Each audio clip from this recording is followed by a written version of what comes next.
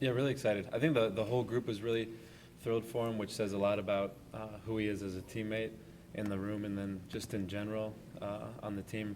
Guys being happy for his success says a lot about who he is, and understand the work that he's put in, how he approaches it every day, and it's not really surprising, It's just kind of what you expect of a guy who puts that much into it. Jabril got so many opportunities early in the year, and the punt returns, it seemed like, every game there was one or two that he was a step away from breaking. Is there something that's in the last couple of weeks that's been different in terms of the way people are blocking you guys, or they've adjusted to something? Well, shoot, against Maryland, I think they only punted a couple times, which Right. is unusual So for a game like that. And then both times there was excellent hang time on the ball and great location on the punt. So credit to them. I mean, that's how it goes sometimes. There's things you can do to neutralize a great returner, and it's really all in the punter's hands. And then not having as many opportunities is the other part of it. So I think those things kind of go in cycles, and hopefully we'll see a few more opportunities here down the stretch. Jim talked a lot about Kakoa's blocking, and then he did last night too. How much do you work with the wide receivers on blocking? Is that or is that Jed? None for me. Okay. No. Can't take any credit for that. Yeah. For those guys, Jed and Drew Terrell and Ryan Nealon and the other guys, they do a nice job working with them. They're really seeing a lot of progress with those guys. Yeah. How much does it help your offense to have those guys on the outside in addition to obviously your tight ends? That's huge. I mean, you talk about receivers getting really involved effectively in the run game. You're turning 5 and 7 yard runs into 12, 15, and longer yard runs. So that's kind of it can really make the difference, and it really starts with their mentality of assuming that their block is going to be the one that breaks a big run. So kind of been a point of pride in that room, just hearing them talk about it, and it's cool to see it really show up. Kakoa talked last night about how much they work on it. Do you think from your experience that you work on it more, that kind of thing, more than other schools or other teams? In terms of receiver blocking? Yeah. I don't know, but I know that they work on it a lot, and it's definitely a point of pride, like I said, but I don't know in terms of a comparison, I'm not sure. I feel like Kenny's got his swagger back in his confidence, if he ever lost it.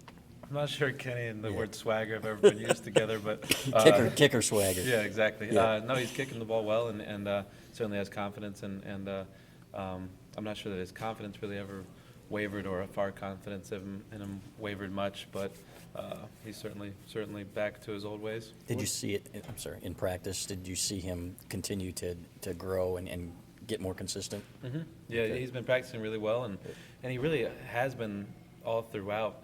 It's just one of those things where you can go through a little bit of a lull, and I think you see it in the NFL this year. It's interesting. A lot of teams dealing with that, guys that are good kickers that practice well and typically play well, going through a phase where they miss a few, and not that Kenny would want any excuses made for him, but it does happen, and he's now back to what we're used to, which is great. It's a huge weapon for us.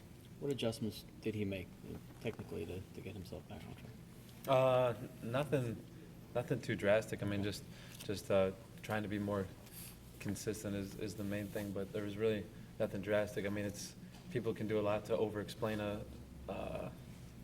bad game or two games with that position. So I think it's not as much to it as people would think. Jim said the other night he was speeding things up. I mean, is that something that he discovered on his own, or you guys worked it out together? In terms of Kenny's operation? Yes, Yeah, yes. he has a tendency to do that. He's always had that, and it's a matter of keeping it from rearing its head, because he does have a tendency to do that, but it seems to be pretty much out of the picture now. Jim was talking the other night about Devin and the fact that he can move around, and you guys shift him and can put him in the backfield and stuff like that. Is that something that's always been natural to him? I mean, just because of his body type, or is there some skill set he has that's unique about that? Typically, guys that aren't quite as tall have a little bit more versatility, just because it's tough for very tall guys to operate in the backfield and block people in space, because they have to get their pad level down to a linebacker, and typically those guys are 6 foot, 6'1", 6'2", and if you're 6'6", it can make it difficult to operate in tight quarters. So he has a little bit of an advantage there, not being quite as tall as some of the other guys, but I mean, just a little bit of a knack and physical ability, having the body control to be good at those things. Is that make it harder for Zach and Ian to get on the field more often, because they are 6'6", 6'7"? No, I wouldn't say it's harder for them, because those guys have an advantage at the point of attack if they're lined up in line, blocking a defensive end. I mean, Iowa's guys are 6'5", 6'8", a lot of length on the edge, so guys that are tall like Ian have an edge in that regard, whereas Devin is a little more natural leading up on somebody coming out the backfield. So, I mean, that's the beauty of the position and our group of guys is there's kind of a good guy for each job. Given where you are in year two, the numbers you guys are putting up on both sides of the ball, would you say you're ahead of schedule of what you were planning on doing when you got here?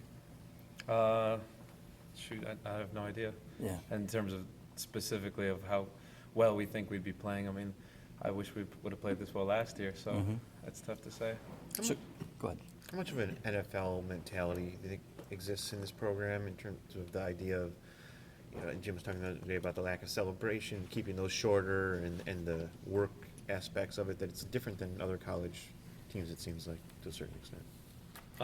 It's tough to really compare it to other teams because I haven't Right. been around too many. Is it run similar to an NFL? Yeah, I would say so. team, would you say? I would say so. I mean, the majority of our staff came from the NFL or has spent a lot of time in the NFL, so I think it's kind of naturally going to happen. But it's not the kind of thing you think about or plan. It's just we're just doing things the way that we know how to, and if it ends up being that way, then that's a good thing. But I know that we demand a lot of the players, and they rise to the occasion, and we're always focused on getting better. So if that's a lot of great college teams are like that too. So I think it's just I think that's how kind of a growth mindset and a pro mentality is. Not that that's exclusive to any certain level. There's probably high school teams like that in Pop Warner.